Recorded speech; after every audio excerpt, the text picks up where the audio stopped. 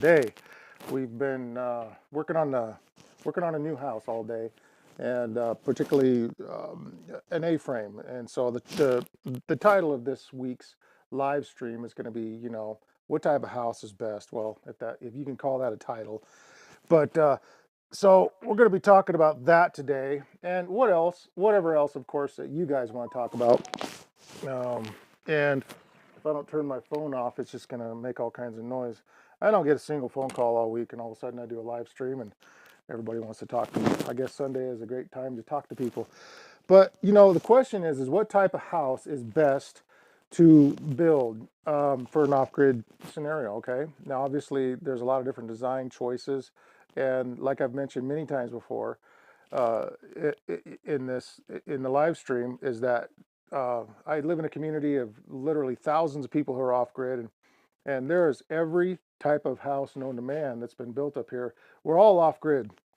And so, but which house lends itself best? Now, there's a lot of design features that one might possibly take into consideration. And when I was like, in the design concept in my mind, when I first knew I was going to move off grid, I knew it for about a year. So I had about a year to do a research on the type of house that I was going to live in. Now, of course, then I was living in California. I live in Montana now, and the design consideration that I kind of arrived at then was based mostly upon, the climate and how that would affect things. And of course, being off grid, you have to consider things like, no AC, because AC can be very expensive. It can be, costly to run an AC system. You'd need a big generator and stuff during the hottest part of the day. And while a lot of people do that in RVs, it can get quite expensive in the long run. Especially when you're uh, uh, day after day, cooling your house with the regular AC unit. So the type of house that I opted for in California was a straw bale house. I actually have a video on that, and the reason being is because of the R value that you get from it. And of course, I was working for a farmer. Hey Jim, how you doing, man? Log cabin, 150 years, cement equals 1,000 years. So is that the difference between like a log cabin or a cement house? Uh, Now, obviously, I guess we're going to be passing on our home from generation to generation. That might be a consideration too. But most people, most families nowadays, um, I don't know if the children really um, care to live where the parents live. It seems, yeah, but that's a different topic. Um, but a log cabin, I have considered that. But in California, I was building, uh, the straw bale, and with the bales we bale in California are a little different than the ones we bale here in Montana. The ones here in Montana are two string bales. They have the two wire bales versus the three wire bales that are very commonplace in California. And so the bales were like 2 feet wide in California, and so that offered a tremendous R value. I think it's somewhere in the neighborhood of R40, R38, R40, somewhere around there. And of course, it's very well sealed because you literally plaster the inside and the outside with a mud plaster. And I was very skeptical about this. I had done some research and I seen different things on it, um, and the place that we built our straw bale actually wound up being right next to a bank that was really rich in clay. And so I thought, well, here's all my material that I need. So we wound up chopping up the straw in a wood chipper, and so we got straw lengths, from that's ideally you want them fairly small. You don't want anything too big. And we soaked the straw to soften it, and then we started out with a straw, or excuse me, with a clay and a sand mixture and straw, but we kind of got rid of the sand, ingredient. We just went straight clay and straw, and we wound up adding a ton of straw and making a really thin clay slip, and that seemed to work the best for us. And then we just grab a big wad of this stuff that was mostly just straw and just slap it on the wall and just kind of smear it into place. And once dry, it made a absolute fantastic plaster. We did that inside and out. Of course, on the inside, we went over with drywall, sheetrock mud. Went over it several times and made some very smooth, very nice appearing walls on the inside. and then conventional framing for the interior walls and stuff like that. But here in Montana, I've built a little bit different type of house, and more conventional, you'd say. Actually, 2x4 construction. And the reason why I did that, most people out here build with duct tape lasts forever. Yeah, so duct tape house. Hey, that would be a good YouTube video. If duct tape would give me enough. No, I couldn't do that. There's some YouTubers out there that can do crazy stuff, but I could not bring myself to do something like that. But uh, but the type of house I built here was basically the drive behind it was basically cost, you know, and so everything that I did here was because it was all out of pocket, and I really wasn't contracting when I first moved here. Uh, I just didn't know anybody, you know. When you're contracting, you have to have, you know, a clientele, and the clientele was very tough for me in the beginning here in Montana, even though I do have family here. Um, which things eventually got off the ground. I started making some more money, and I would probably build a little differently now than I did then in the beginning. But as it was, you know, I got my roofing used. I framed the whole house with 2x4 construction, which is, you know, like I said, majority of homes here are framed with 2x6 construction. But the difference is I framed it with 2x4. I put the R13, you know, and now they make an R15, which fits in a 2x4 wall. I probably would have gotten that if I could have. And then over top of that, I put an inch of that polystyrene, which gave me about the R value of a regular standard 2x6 wall. And so all of that together still was cheaper than a 2x6 wall. Um, and I think it actually worked out better in the long run because the foam goes over top the studs, the 1 inch foam, and it winds up making a thermal break. And of course, you know, in California, things were very hot. I needed a high R value there to keep my house cool. Here, it's very cold, and I need a high R value to keep it warm. And so that scenario probably plays itself out no matter where you're at in the world. The hot and cold factor is something that everybody is acutely keen on when building a home. So I would think that insulation nowadays is really important. I've worked on a lot of older homes contracting. In fact, we just got done finishing a house in Whitehall. Interesting story there because I have family, you know, from years ago in Whitehall, Montana, that actually, interestingly enough, the ranch I was working on was actually mentioned in some of my old family's writings and stuff, and so I got to work on the old house that probably my great grandma visited at one point, and that's how old the home was. But no insulation, and in fact, I'm going to sneeze. Trying to hold it back. In fact, they were just single. You know, well, this one happened to be studded walls. This was built a little bit better than probably most homes in the day. But you know, just boards on the outside, oftentimes with newspaper, you know, to block the draft, and then they would lath and plaster it on the inside if it was a fancy home. If not, you know, they would just nail some boards up or whatever. But we're building two more homes up here for my sons. And they both kind of went with a little bit different design features on their homes. And I wanted to talk about that for a little while too, because it's interesting. And I'm going to be doing some up and coming videos uh, on those homes and how we're building them and stuff. And the first one being the first consideration. Hang on here. I don't know what happened. There's a stupid pop up on news. Okay, there it is. So there was one deal here. Let's get you on the main screen. So there's this A-frame, and this is the type of house that we're going to be building for my middle son, is this A-frame type construction. And if you can see, it's a very simple, very basic type of construction. This is why we chose it, and I think it's very utilitarian as well. Now, this particular construction here shows just a triangle. Now, we're going with 20-foot, 2x6s. We're going to gusset them at the top with plywood, like they show here, and we're also going to have an upper floor.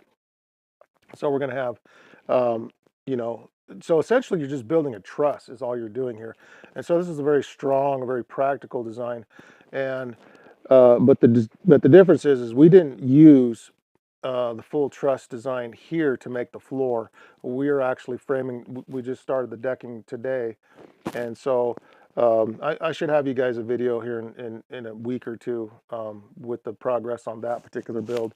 But yeah, we built the deck, and then I'm going to put the actual A-frame down on top of the deck, which is much more conventional, really, when you're talking about, um, uh, uh, you know, construction. And so this is a larger view, and this is more the size that my son's going to be building, and a nice deck always makes an A-frame that much better. And you can even pop out some dormers on the side. You know, lots and lots of designs online. But I think this is a very practical, very good design. And he might even be put in a basement underneath all of this, which would double the square foot, you know, obviously, of the floor plan. This shows a half loft with a straight ladder. So this is just your very basic cabin. We're going to have an actual set of stairs, probably, you know, a stair going up and then up, you know, kind of, you know, a double stair, if you will, or you know, a half stair landing and then go up there. I don't know what you call them. And then probably a full upstairs to maximize space, because he's got his two boys that he's raising. And so that would allow him to put the, you know, their bedroom upstairs. It would be, albeit a small bedroom, and him as well. He just needs a small bedroom, just a place to kind of hang his hat.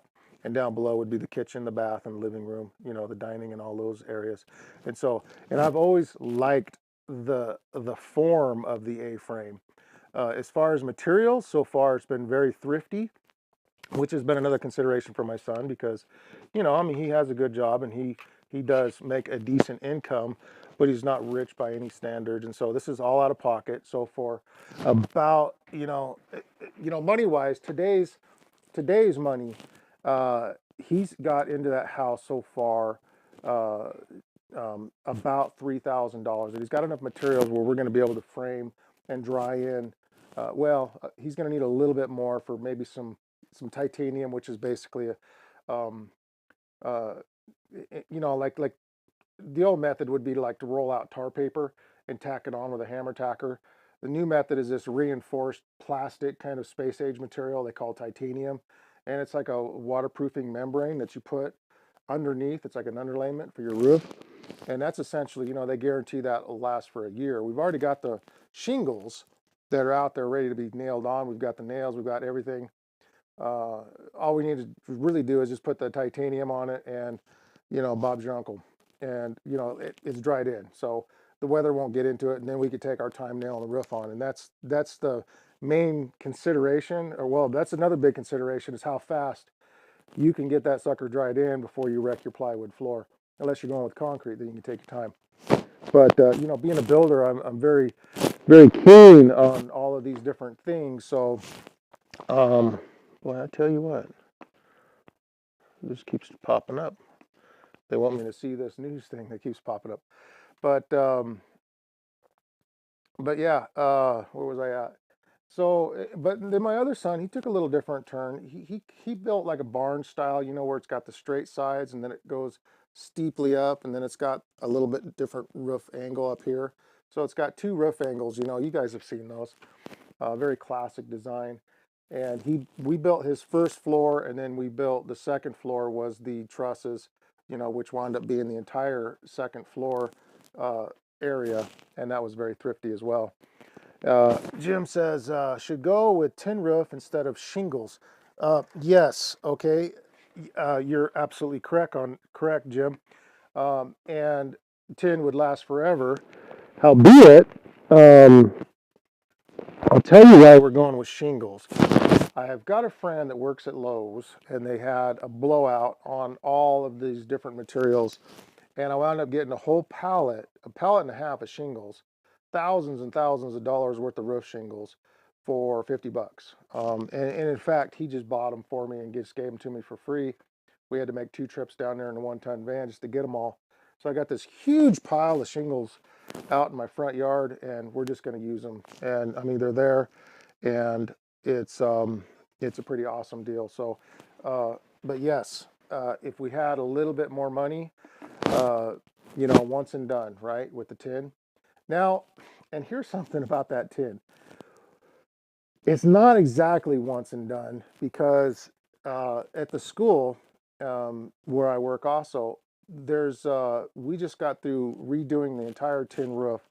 We didn't replace the tin, but we had to replace all of the screws, every single one of them, tens of thousands of screws on this entire building because many of them were actually leaking. And I hadn't heard of that before. And I thought, well, tin roofs are, they're a 100-year roof, but apparently not because this was only 25 years old and the screws already need to be replaced. Now, they could have been flawed. I'm not sure.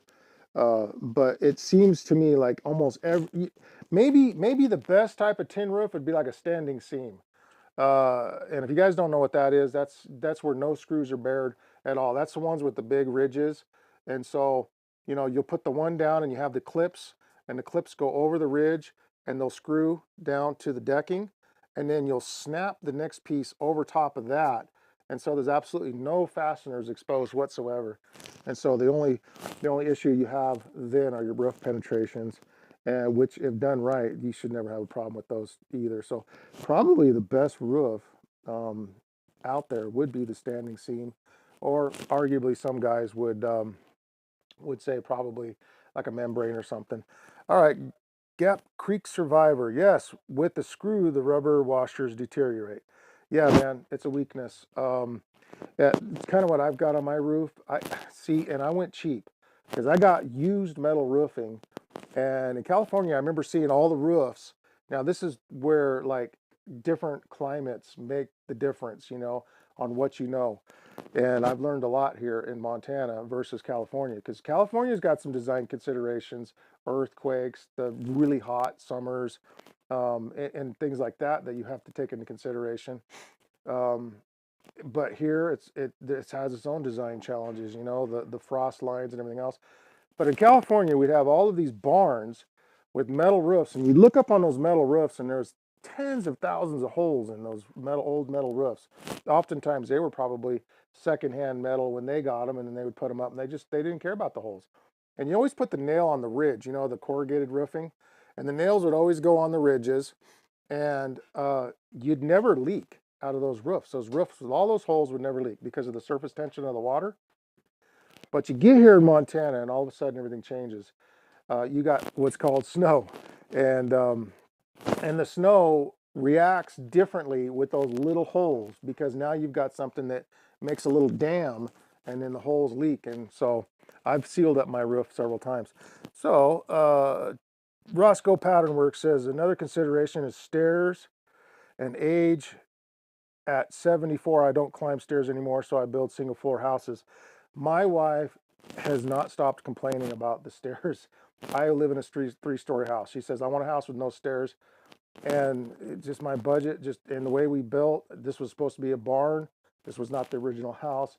And so I built, the main floor, 16 by 20. And then I built an upstairs, which was 20 by 20 and had a little cantilever on both sides. And then I eventually did a basement because I wanted more room. And she's like, oh, there's just. So I did design an elevator shaft, believe it or not. And I've got this really simple elevator design that I've saw online that might be the answer to her pains and her aches because, we're in our 50s now. It's not going to be much longer before we're going to have a tough time climbing stairs. So Mr. Terry Wheelock says, it's not the screws, it's the gasket that dries and cracks. You can't get India rubber for them. Okay, good point. So maybe better quality screws would be, uh, yeah, and I've heard that. So some of these rubbers are obviously better than others. And, uh, uh, and I'm not really up on who bakes the best rubber, but obviously that would warrant maybe a little bit of research, pay a little bit more for the screws. I know it's not unheard of to pay $1,000 for a box of screws these days, for something decent. I don't know what roofing screws go for. Seems like I bought some a while back. Actually, check this out. So the screws I have for the roof that I put in, I actually found at the dump. Yes, I found them at the dump. I rolled up and I was going to throw all my stuff on. I find more stuff at the dump. And there was a whole bunch of these brand spanking new roofing screws, different colors. There was brown, there was green, there was you name it, and all these different packages. Somebody just threw them out of their truck, and I swooped them babies up like that. and tossed them in my truck. And that's actually what I wound up using on my roof. And they're all different colors, but you can't tell. Like honestly, I thought you'd be able to like go out in the street or something and see all these little polka dots on my roof, but you can't. And so again, there was some little bit of resourcefulness that I played up on, you know, being able to find all those screws at the dump. And I also found a bunch of, believe it or not, big old. That same time, I found these big old washers, these big old galvanized washers for, screwing down on the plate, your plate material down. So I saved a few bucks there, and with resourcefulness, you can actually save quite a bit of money. That's right. Gap Creek survivor. One man's trash is another man's treasure. That's what they say, right? Um, and so just, being a poor person trying to build in a rich area has its challenges, but it can be done. Like when I bought this property, that was another thing too, is I got the property for a real steal. Well, when I bought it, everybody said I got ripped off. I actually bought it online from a company called, um, oh, the name's going to escape me. I'll have to think about it. Well, and drop the name a little bit later. Um, Land Central. There it is. It came to me. Land Central. I bought it from a company called Land Central. A little leery buying property online, but Land Central is a straight up legit company. Those people are super. Can't say enough good things about them. There for a while, I was kind of being sponsored by a company that was very similar to Land Central, cheaplots.com, I think, or something along those lines. But I kind of gave up on those people because they just didn't bring in a lot of new property. They weren't really like go-getters. Like Land Central was getting property all over the country and selling it for very cheap.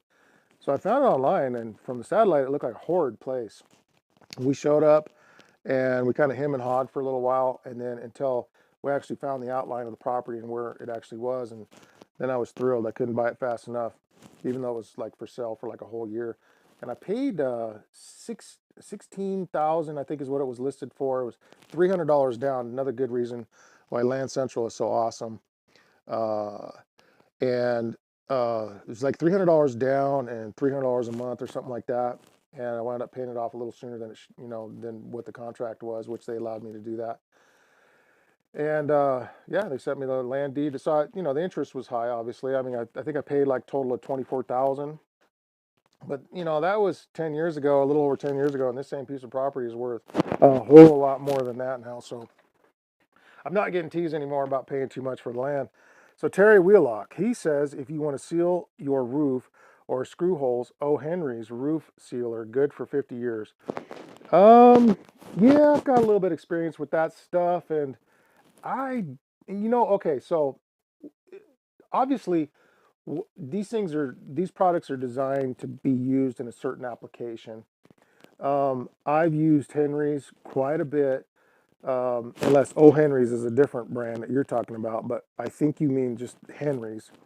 Um, and it's the Henry products are good, okay?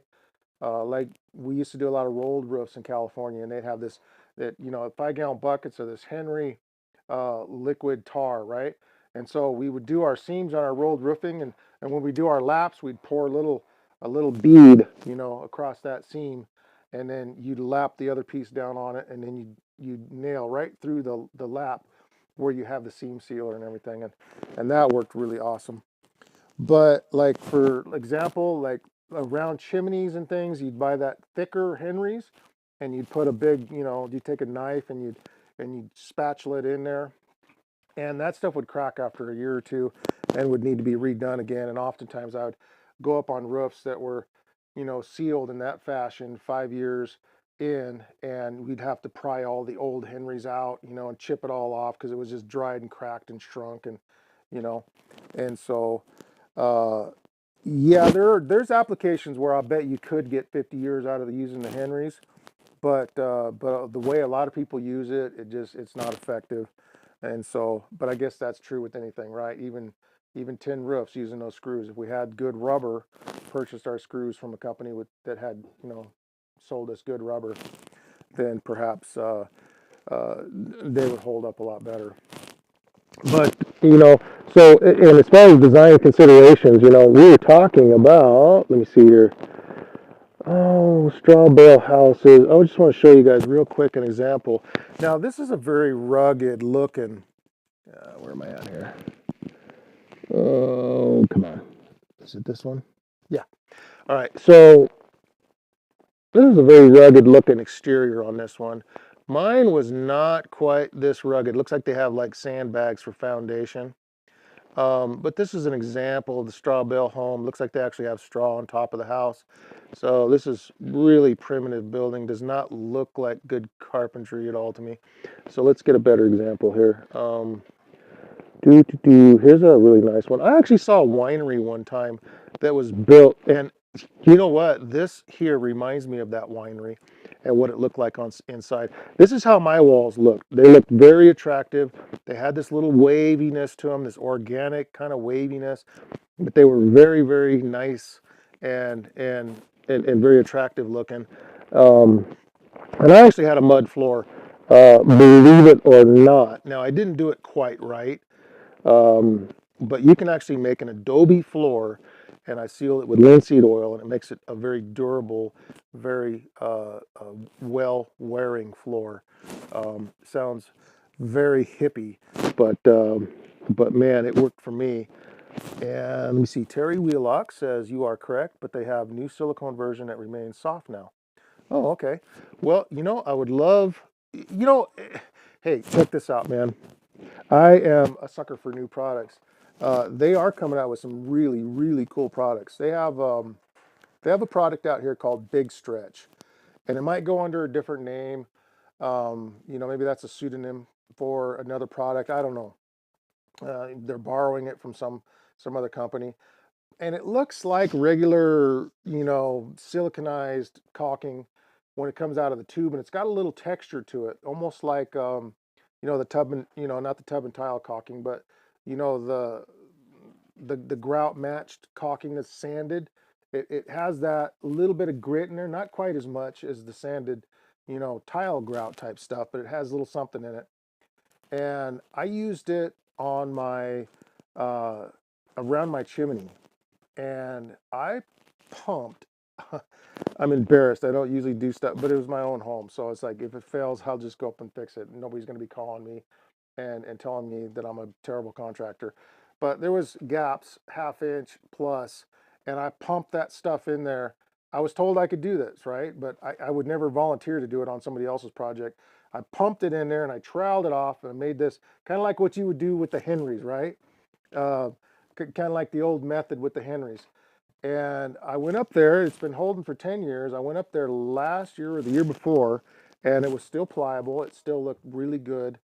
And I am super impressed. So maybe Henry's has come out with some kind of, like you're saying, well, this new product, this siliconized product that they have, that's maybe it's a similar formula to the Big Stretch that we sell here in Montana. And if it is, then I would say, yeah, that's a good product. But yeah, modern chemistry has come a long ways, from the old.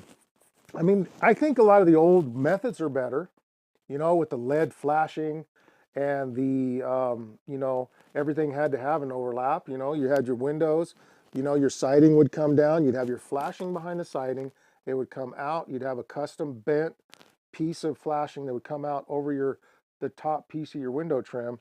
And that's how windows were done for umpteen years. And now we have a different method where we put our house wrap on and then we wrap the inside of the window, and that has to be done correct too. It can't be hacked in, like I've seen a lot of guys do. They'll have good product, but they'll hack it in, and and it's still flawed. At the end of the day, it's got chinks in the armor, if you will. So there's definitely some. Um, I am using it to reseal aircraft hangars. Oh, nice, man. Um, yeah, so aircraft hangars will be all metal, I'm assuming, and so yeah, you're using this. Yeah, it's made by Henry's. Probably claims 50 years on the tube, and yeah, man, give me an update on that stuff, and maybe if you could email me, glowbugmartin@gmail.com. I'll have to have a template here one day where I can pop that up on my screen. You guys can take a look at it, but it's super simple. Glow, Glow, bug Glowbug Martin, Martin at gmail.com. Glowbug Martin. Yeah, email me a picture or something of the tube so I can check it out. And maybe hunt some of that stuff down for myself. Something else I'm impressed with is the log. You mentioned log cabin too. I'm impressed with the log cabin chinking material. I've seen some very well done, and there's a group of professionals up here in Montana. See, this stuff don't exist in California, and if it does, they're having to ship them from somewhere like Montana, where they do build lots of log cabins, and they're very professional at it, and they've got it down to be able to perform these kind of tasks. But the chinking in the log cabins, some of that stuff is intentionally very wide, and it's beautiful looking when it's done really nicely, like a lot of the cabins are up here that are done. There's a group of guys, and I haven't seen them do it yet. I'm always there the day before, the day after they show up. Um, but they've got these special caulking guns that are pneumatic and everything, and they got these wide tips, and they got all these little special tools and everything that they use, and they pump it out of 5-gallon buckets, the material, and they put it into the cracks of the logs to seal them. And I've seen log cabins 10 years old with this stuff on it, and you poke it with a pencil or something, and it's still flexible. So there are some very good material out there. um, Another material, I'm just kind of spitballing here, but another material that I've seen in the past that really looked like a good material was what they used to use for the tilt-up buildings. Like I think somebody mentioned concrete here. Jim Thomas mentioned cement equals 1,000 years. Well, arguably 1,000 years. Again, if it's done correctly, right? Maybe some Roman concrete. But these tilt-up buildings, if you're not familiar with them, they'll pour the slab first, and they'll leave the footings out. The footings are not poured first; they're poured last. The reason being is they'll pour all the walls flat on the ground, and they'll let them cure. Right? They have a cure time, and then once they're cured, they pick them up with the crane, and they stick them where the footings would be, and then they pour the footings around all of these stand-up walls. And so what happens is you wind up having these gaps in these walls, anywhere from, I don't know, 3/8 of an inch to 3/4 of an inch. And they have a special company that comes in. Again, I actually watched them do that, so maybe that's very similar to the way they do the log cabin. It's all coming back. This was years ago. They were building a big Target, and I think they did a Bob's Sporting Goods or a couple other places in California that I remember working on. But they'd come in and same thing, big caulking guns, pneumatically powered, and they'd shoot the thing in there. And they have these little foam, um, I don't know, deals, and they'd squeegee it down the wall, and that looked like it was really good stuff too. Uh, and they put backer rod. That's right. They put backer rod, which if you don't know what that is, it's like a foam. It looks like foam noodles, and it comes in different sizes. I mean, you can get it as big around as a pencil, and everywhere up, and it just keeps getting, on backer rod, and it comes in these big rolls. And what it's for is you shove it into the crack before you do the caulking, so you have something for the caulking to rest up against. That's an important feature when you're caulking large gaps like log cabins and stuff like that. But you know, as far as design features, I really, really, really super loved my straw bale house. And in fact, there's an example of one in Nebraska. It's and every house that's been built like the Nebraska house is called, you know, the Nebraska style, build. And that was the style that I built my home, was the Nebraska style build. And that is essentially where your walls become the support structure. Let me see if I can find it on here. Because there's different types. Hang on, give me 1 second, guys. I'll see if I can find. I have. All right, here's one. Here's an example. Boom, boom, boom, boom, boom, boom, boom. All right, so here we go. Here's what they call an infill.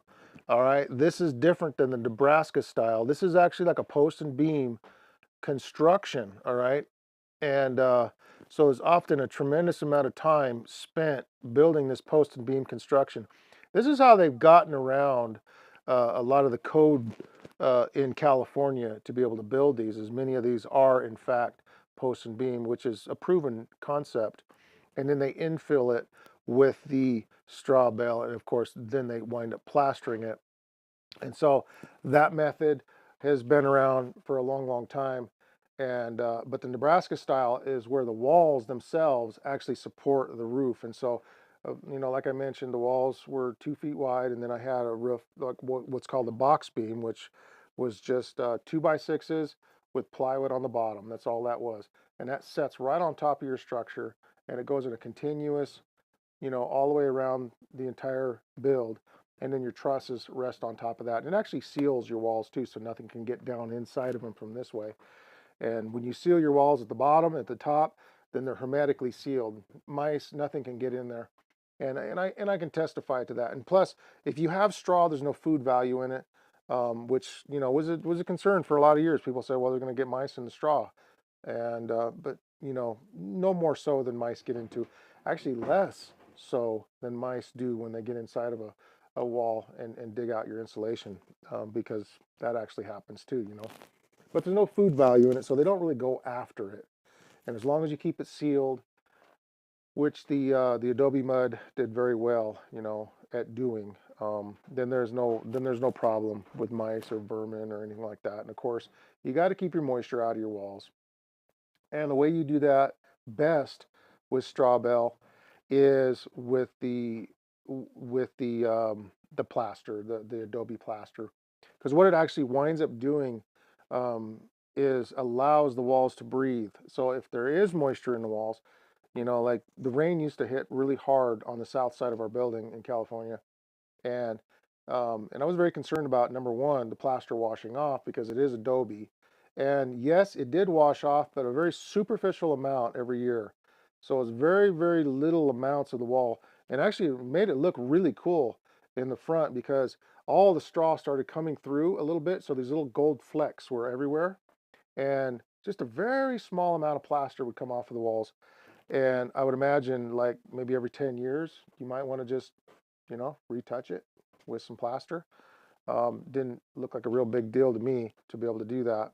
Kind of like going around and repainting your house. And we just left it the natural adobe color. So it kind of has that golden straw look with the dark black adobe mud behind it. And different places have different colored mud. But yeah, the important concept is to be able to have those walls to breathe. And so when you do get moisture in there, it pulls it right back out. And so the mistake a lot of builders made with straw was they went with the traditional stucco, which is a plaster mix. It's a cement plaster mix. So they would put the chicken wire. Well, I call it chicken wire. It's basically lath. You get in trouble on the job site for calling it chicken wire, but I'm a hillbilly. I don't care. And when I was young, they used to give me crap. Now I'm old. I give them crap unless they call it chicken wire. It's starting a new trend, if you will. But I'm the boss on the job. I call whatever I want now. So you put your chicken wire up and you plaster it, and but the cement now would would actually seal the moisture inside the building. There was a crack in the plaster. Well, it's going to get in somehow, some way. It's always going to find a way inside your building. And it was getting in there, but it couldn't get out now. And so now we had mold issues. We had rotting straw, all of these types of things that was popping up everywhere. And so there has to be at least one side or the other of the wall, where it's able to draw that moisture out. And that Adobe does such a good job of doing that. That dry adobe mud, any moisture at all is just immediately attracted to it, goes right through the wall and dries right up immediately. And so that's a great way to guarantee, that you have a really sound build. Now, probably the only structure I have not built yet is a log cabin. I don't know if I'm too crazy about building one, and here's a few of the reasons why. Now, they're beautiful structures, and I've always kind of wanted to build one just because, it's just something that carpenters always seem to go to. It's just they look fun to me. Like if you were to take on a project like that, um, the whole scribing the logs and all of this stuff. And I have some experience with milling lumber and stuff using chainsaws. So I even thought maybe mill a flat on the top of the log and the bottom of the log. That would be relatively easy with a chainsaw mill for somebody who knows halfway what they're doing. And so I've entertained all these different ideas, but to make the logs, easy to stack and to seal, um, but just never got around to doing it. And there's a couple of reasons why. Because number one, log homes don't have quite the R value as your traditional structure. They're not cheap to build. They're extremely labor intensive. If you look at and especially if you're learning as you go along, obviously for an experienced crew that can come in and do your home, well, it's kind of cost you a lot of money for the experienced crew. But to watch those guys work, they probably make it look easy. I've seen some anywhere from the Finnish people over in Finland, using hatchets and chisels and just doing some absolute breathtaking work, um, to the modern day chainsaw, you know, scribing and coping in with such methods. Um, and and I got to tell you, it's extremely labor intensive. There's a couple fellows up here that work on log cabins, and they actually build their log structures, and then they number them all, and they take them all apart, and then they ship them off to whoever is ordering the log structure. And so there's a construction, a tearing down, a delivery, a reconstruction of the actual product on site. And so a lot goes into those things. Now, I don't know if I was going to build one personally, of course, it would be like, I'd build it on site.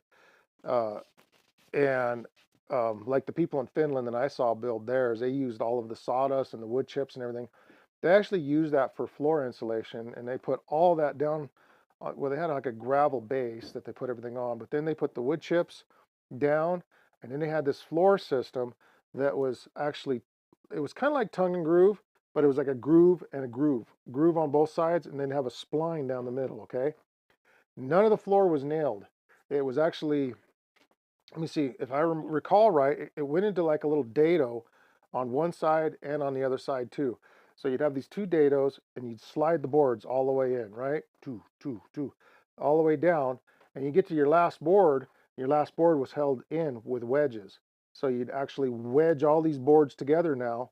And so they'd be tightly fitting.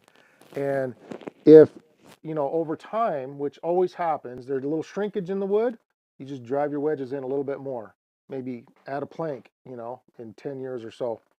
Uh, Terry Wheelock, the new milled log home logs and frame walls give great insulation, but greater costs. Okay, so Terry, how long, the homes that you're talking about, how wide are the logs? Obviously, the wider, the better the insulation. I was being very generalistic when I said they're not insulated well. The majority of the homes I see are a lot of these kit homes, and the logs are only 6 or 8 inches wide.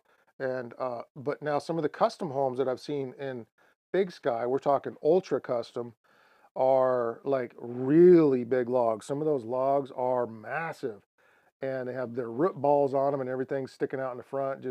And they clean them up, and they're just absolutely awesome looking. Now, I don't know what the upkeep on something like that is, but it looks, like you'd have to reseal your house. It's wood, and you'd have to like go and reseal it. But hey, logs last a long time, man, even if you don't do much to them. I've did some 10 to 12. Okay, yeah, so that's fairly decent. So yeah, we're talking about like that. So yeah, you got a wall that's 12 inches thick, even if it's out of wood. That's not bad, as far as insulation, and it's well sealed. If you chink it well, or if you seal it, or a lot of times they'll put the foam strip in the middle. They'll put one on each side, and then they set the log down on top of it. If it's done well, you got a good sealing in between your logs, good girth, and yeah, it would be. I've been in log homes, and they always seem warm. Um, but yeah, but I've got some videos on my channel. We went out and checked out a couple old historical log houses that are kind of, open for the public, if you will, and and they're 150, 160 years old, some of them, and more, but they're still kind of there, which you can't really say that about traditional framed homes unless it was done very, very well. And I mean, I've seen some traditional framed homes, you know, they're kind of, you know, depends on their amount of maintenance and upkeep through the years. I mean, and it depends on when they were abandoned and when people gave up on them too. Some of them old log homes look like they at one time chinked the logs with concrete, you know, and which held up in varying, you know, degrees and would come out. And so there's a lot of different ways to skin that cat, as they say, you know, as far as the, you know, the finish of the log. But I do know logs do, and this is another design consideration that I kind of said no to because I actually bid a few log homes. Like I said, I haven't built one, but I bid a few up here in Big Sky. We were going to go up there and work on them, and I didn't feel comfortable. I didn't feel confident like in the log part of it because it was conventional framing in the basement, and then it was logs and then conventional roof, and I just wasn't confident in the build, you know, in the actual construction of the log part to really take it on. Um, but one of the design considerations is the shrinkage, is the settling of the logs. And so the whole entire house has to be built around this, around the idea that your logs are going to settle, including your cabinets. I mean, literally everything. And there's a lot of extra work involved in that too. To the point like where anything that had to be nailed to a wall, you literally had to take your saw, like here's your 2x4, and you literally had to dip your blade into it longitudinally and make a slit, right? And then pull your saw back out. So now you've got a slit. And some guys were putting double stacked blades on their skill saws. Now in the old days, we'd have the wider blades. We didn't even, probably wouldn't have to do it with two, back then with two blades. But now they got those ultra thin blades. So I think they were putting two, stacking two on top of each other, putting it in their skill saw, dipping it down in there, making a nice little slot, and then they'd nail and not drive it all the way home. That's how they would attach everything to the walls of these log homes. And you know, because of a you know, if the log settles, the nail slides down through the slot type thing. All right, so Terry says they are 14 to 16-inch logs cut on three sides, flat, custom home builds. Yeah, with the natural log on the outside. Well, yeah, okay. And that makes a nice look on the inside. So they're probably custom milled logs, maybe with the tongue and grooves already in them, so they get that interlock. And and and maybe they're even kiln dried, you know, so maybe it minimizes the shrinkage. I wonder what a package like that goes for, you know, versus like traditional construction. Like my son's A-frame, like I mentioned, you know, we're talking $3,000 to dry it in. That's everything. Of course, some of that lumber was reclaimed. We did tear down, not me, but somebody tore down a deck, asked me if I wanted the wood. I ran over there and got the wood. There was some nice 2x10s in there, of pretty good length that we wound up using for the main beams, you know, and just pure block for now, and post and pure block for now, and then later we'll come back as you know he can afford it and put in some maybe sono tubes or you know dig 3 or 4 foot footings, you know, and pour, you know, you know, a post based, if you will, for some posts to be able to support the structure, or or we wound up putting a basement underneath it. And I did in fact do that with my house. I built the main house, then the second story, and then last I built my basement. And it was a lot easier than a lot of people would think. All my neighbors thought I was crazy. They thought my whole house was going to come collapsing, like I was going to dig the whole entire thing out at once and then support it. You know, it's like no, you just dig one little part out. You put the support, you go a little further, you put another support, you go a little further, you put another support, and then I wound up pouring concrete walls in between those iron supports, and it worked brilliant. In fact, it worked so well that the guy that came and helped me, he loves the he loves the way I that you know that I figured out how to do this, and so he's gonna wind up doing that on some of his builds.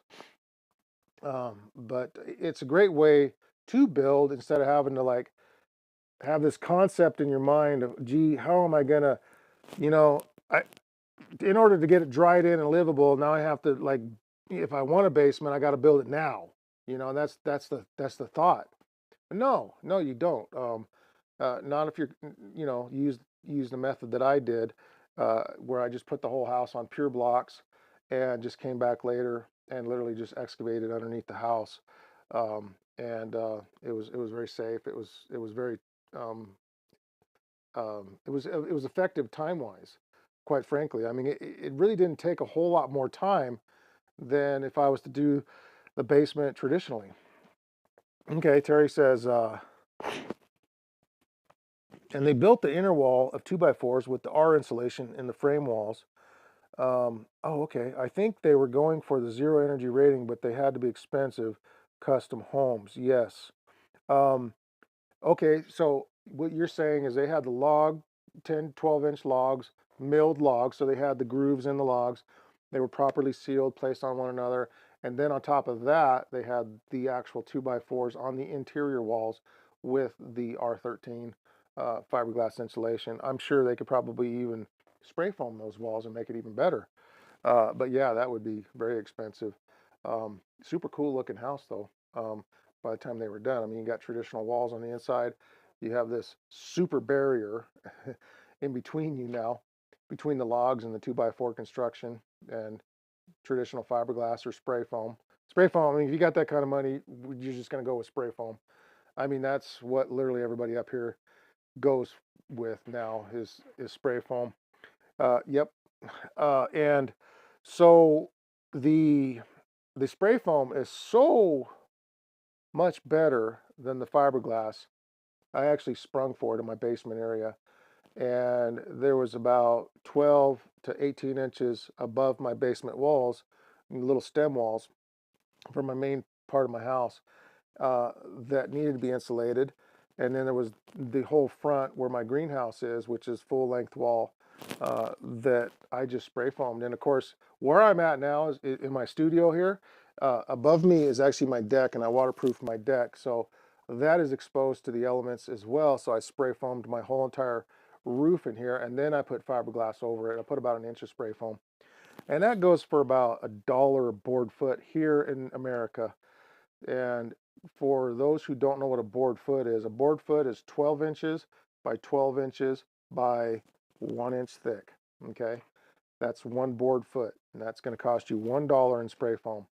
So it's not cheap, but if you stack up all of your heating costs in the future, I, especially now, man, $2 and some odd dollar, for propane. I'm done heating my house with propane. It was very nice while it lasted. I was getting it for 70 cents a gallon back in the day, but energy costs, as you guys know, has gone way up. And now I've been looking at all these different options to be able to heat my home alternatively, if you will. Now, of course, I've been back on my wood heat, using wood to heat my house, and that's actually cheaper now. I don't have time to cut my own firewood. I'm embarrassed to say that. I used to cut all my own firewood. Now I'm buying it from people. And my neighbor has been nice enough. Um, uh, Thank you, Jason, if you're watching. Um, my neighbor's been nice enough to actually give me some firewood this year.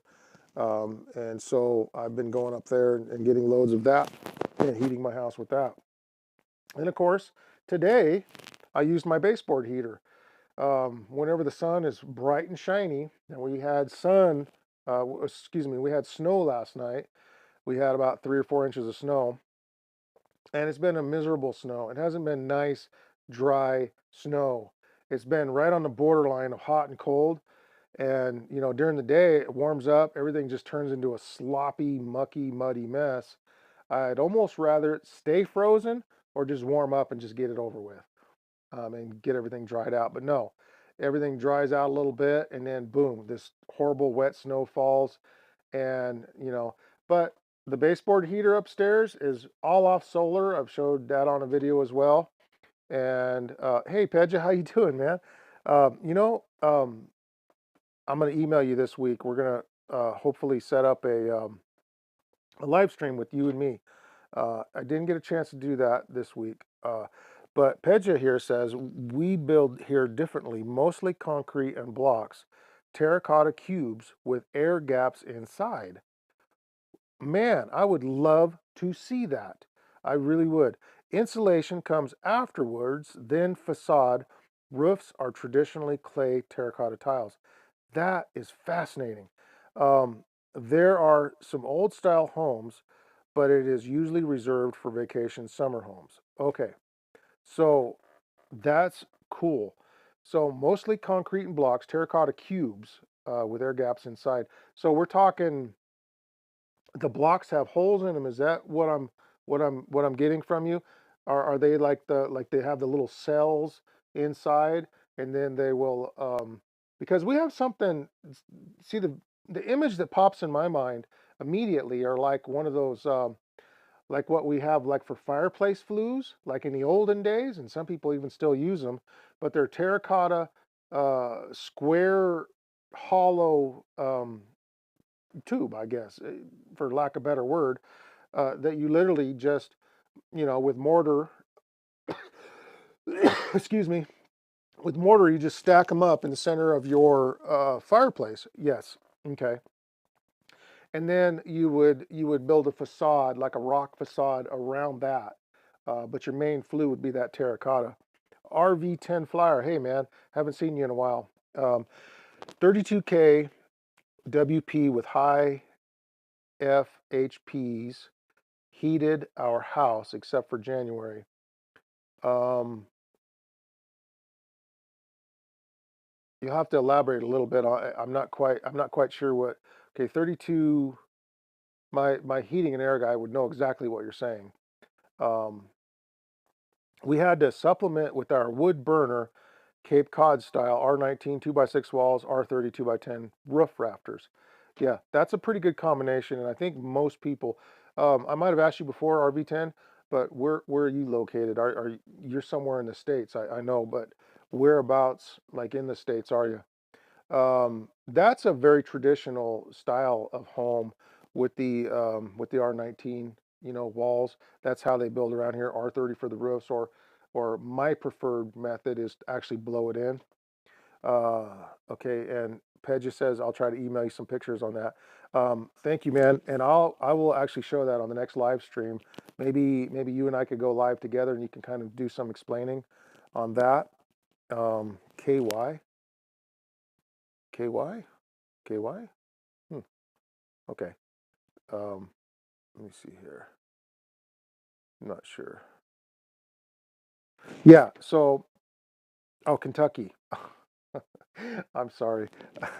Brain farted.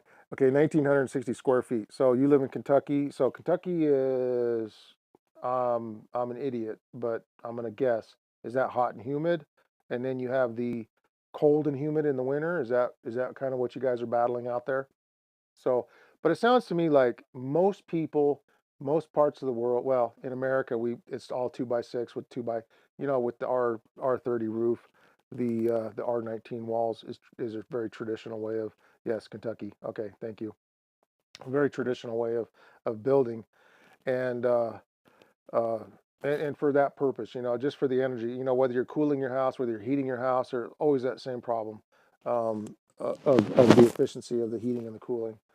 And it's really worth it, whether you're using electricity, whether you're using propane, whether you're using wood, whatever your method is.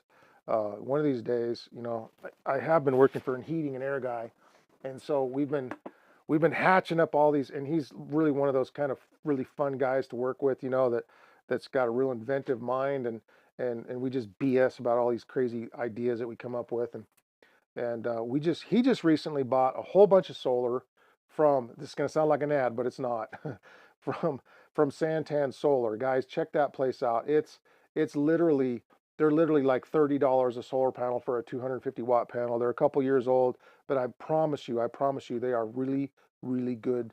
I shouldn't be saying this online because you guys are going to buy them all, and then I won't have any left. But I need to buy some more too. I have sold all of my panels and used them. I traded one for a jelly bean dispenser, you know, my pew pew for, when the bears come knocking on my doors. Um, and then I had, like, I think there's 10 left, and a couple of those are going to go to my boys. And I got a couple more that I have, planned for out here. And then I have another podcast room I'm building. I got all these different projects I need solar panels for, but they're talking about making all these powering the academy that I'm working at on solar panel. Well, we're talking about it, but the concept we've came up with, I got off topic just a little bit here, um, is the idea of taking the solar energy, because solar is so cheap, and be able to convert it into heat somehow, store that into hot water tanks. And he knows how to do all that stuff. I've been working with them on boilers and things, but I still don't know all the, ins and out of the trade. But he says we can get it, 180-degree water stored in tanks, and then go through a heat exchanger for our hot water needs. Or if we're going to run it through like a what do you call those, the the little tubes in the floor. Okay, let me catch up on the comments here. So Terry says, I live in an 8 by 8 tiny house, and use 120 volt 1500 watt electric heater. Holds it 65 degrees down to 0. Wow. Well, you know what, man? We used to live in a little Silver Stream that wasn't that much bigger. It was actually probably smaller than what you're talking about. Um, and all we had one of those little 1500 watt electric heaters, man. And that thing probably was not even near as insulated as the place you're living in. Tiny houses are big up here. You probably fit right in. Wait a minute. Do you live in Clarkston? Anyways, RV10 Flyer says, hot, humid summers. The past few winters have been warmer than normal. HVAC Pro here. We love our 2-year-old Solarks. Yeah. Okay. So yeah, you use some lingo there. I was going to ask. So you're into that HVAC stuff. I'm learning about it. I actually teach it in the trade school that I'm working with, and watching the kids take these are 20-year-old kids, 18, 19, 20-year-old kids. They're super bright, but our teacher, um, he's uh, he's teaching them to tear them all down. I do the pipe fitting part of everything, like the boilers and stuff like that, gas pipe, that type of thing. And he does all the HVAC. And but he's also a boiler guy too. Very, very good. I'll have to show you some pictures one of these days. Some superb work. He works on some very high end stuff. But yeah, taking the HVAC units apart, putting them all back together. I was learning about the little vacuum switches, when the fan's running, the exhaust fan, and how it operates a little vacuum switch. Cool stuff, man. But those kids are super smart. They're learning a lot, and I tell them, hey, I'm learning right along with you guys. So uh, you know, they had to pull all the electrical out the other day, and use the schematics to put it all back together. And so they're trying to figure out how all that goes, because they're actually not being taught to install them, but they're being taught to maintenance them. So it's pretty cool. But yeah, man, we're trying to figure out a way to store enough heat so we get free heat. I mean, I got my baseboard heater. It was a concept that I thought might work, and it actually does kind of work. And I know it's not real efficient. I'm using 1500 watts of solar to power a 750 watt baseboard heater, so it's not super efficient, but it's cost effective, especially with the price of solar nowadays. And so, but hey guys, thanks for all your comments. Thanks for watching and putting up with my blabbermouth. Hey, if you guys got any ideas that you want to send me, uh, please send them to glowbugmartin@gmail.com, and I will feature them on my program. And if you guys have a YouTube channel, I will highlight that as well. Roscoe says, man, when I hear that name Roscoe, I go right back to Dukes of Hazards. But Roscoe Pattern Works says house is located so south is slightly south-southwest, very small windows on north side, lots of windows south side. As long as the sun is shining, don't need heat on it in the winter. So passive solar. So another concept that I have entertained over the years. I do have lots of passive solar coming from my greenhouse, which I just opened my double French doors right now, and it is 90 degrees in there. It's insanely warm, and it just washes my whole house with this beautiful heat. And so, um, only one like mine. Okay. Well, man, I need to see those pictures, bro. And Terry gave me the thumbs up and American flag. And so you must be in America, brother. And good show. Thanks. And man, thanks for watching. And we will see you guys next Sunday, Sunday Night Live at 5 o'clock Mountain Time, my time. Of course, I don't know where you guys are at in the rest of the world, but same time, same place. So thanks for watching. Hit that thumbs up. Subscribe if you haven't already. And we shall see you next time. God bless.